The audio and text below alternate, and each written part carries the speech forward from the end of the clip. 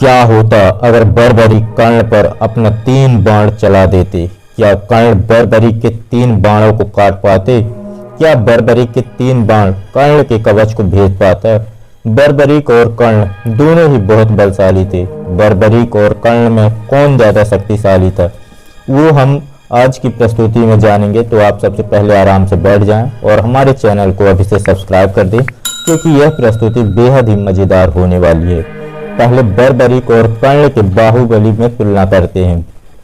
बर्बरीक महाबली भीम के पोते थे, लेकिन इन पर भीम के साथ ही बर्बरीक का मल्ल युद्ध हो गया था और इसमें बर्बरीक ने भीम को परास्त कर दिया था, जिसमें हमें बर्बरीक के बाहुबली का प्रमाण मिलता है।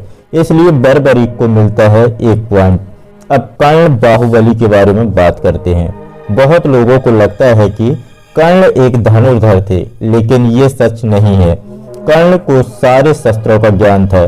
जब जरासंध के साथ कर्ण का युद्ध हुआ था, तब दोनों में हर शस्त्र से लड़ाई हुई। आखिर कर्ण और जरासंध में मल्ल युद्ध हो गया था।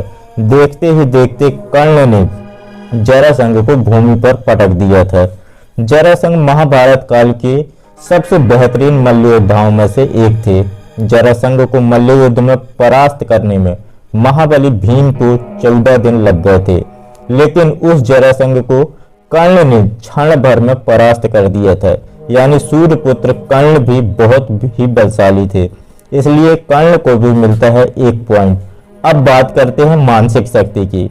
बर्बरीक की मानसिक शक्ति के बारे में कुछ भी सुनने को नहीं मिलता है, इसलिए बर्बरीक को मिलता है 0 पॉइंट। दूसरी ओर कर्ण को अपने जीवन में हमेशा मुश्किलों का सामना करना पड़ा। सूर्यपुत्र होने के कारण उनको हमेशा अपमानित होना पड़ा, लेकिन कर्ण ने कभी हार नहीं मानी। दुर्योधन ने भले ही कर्ण को अंगराज बनाया था, लेकिन दिग्विजय के दौरान कर्ण ने अकेले ही पूरी पृथ्वी को जीतकर अपने सामर्थ्य का प्रमाण दिया था। कर्ण को अपने जीवन में न जाने कितने श्राप मिले। अंतिम युद्ध में जब सारे श्राप कर्ण को प्रभावित करने लगे थे, तब भी कर्ण कमजोर नहीं पड़े थे। श्रापित होने के बावजूद भी कर्ण अर्जुन के ऊपर इस युद्ध में भारी पड़े थे, जहां तक कि भगवान परशुराम के श्राप को विफल करके कर्ण अंतिम युद्ध में बहुत बार ब्रह्मास्त्र तक चला दिया था। मानसिक शक्ति के कारण इनको मिलता है 1 पॉइंट। अब गुरु के बारे में बात करते हैं। बर्बरीक को उनकी माता अहिल्यावती ने ही सब कुछ सिखाया था। दूसरी ओर कर्ण के गुरु थे स्वयं भगवान विष्णु के अवतार परशुराम। यहाँ पर बर्बरीक को मिलता है 0 पॉइंट और कर्ण को मिलता है 1 पॉइंट। बर्बरीक एक असुर थे, इसलिए उनके पास बहुत सी असुरी शक्ति थी, जिसके सहारे वो गायब हो सकते थे। ये अपना रूप बदल सकते थे। दूसरी ओर कर्ण के पास ऐसी कोई शक्ति नहीं थी, जिससे बर्बरीक को मिलता है 1 पॉइंट और कर्ण को मिलता है 0 पॉइंट। अब बात करते हैं बर्बरीक के 3 बाणों के बारे में।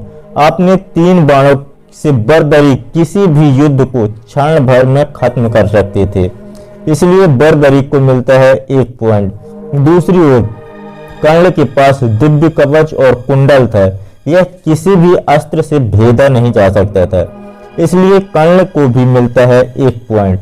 अब बर्बरीक और कर्ण के अस्त्रों में तुलना करते हैं। बर्बरीक के पास कौन कौन से दिव्य अस्त्र थे, किसी भी लोक कथा में जानने को नहीं मिलता है, इसलिए बर्बरीक को मिलता है 0 पॉइंट। लेकिन महारथी कर्ण के पास ब्रह्मास्त्र, भारद्वाज, पाशवास्त्र जैसे बहुत दिव्यास्त्र थे, इसलिए कर्ण को मिलता है 1 पॉइंट।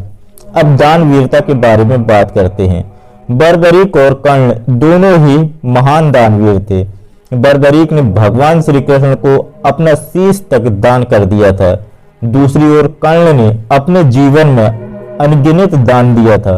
उन्होंने देवराज इंद्र को दिव्य कवच और कुंडल दान कर दिया था, इसलिए बर्बरीक और कर्ण दोनों को मिलता है 1-1 पॉइंट। अंत में बर्बरीक को मिलता है टोटल 4 पॉइंट और कर्ण को मिलता है टोटल 6 पॉइंट। दोस्तों, सूर्यपुत्र कर्ण और घटोत्कच पुत्र बर्बरीक में से कौन ज्यादा शक्तिशाली था, कमेंट करके हमें जरूर बताएं। बर्बरीक के 3 बाण सब कुछ नष्ट कर सकता था। दूसरी ओर कर्ण के कवच को कोई भी अस्त्र भेद नहीं सकता था। क्या होता अगर कर्ण के कवच पर बर्बरीक अपना 3 बाण चला देते।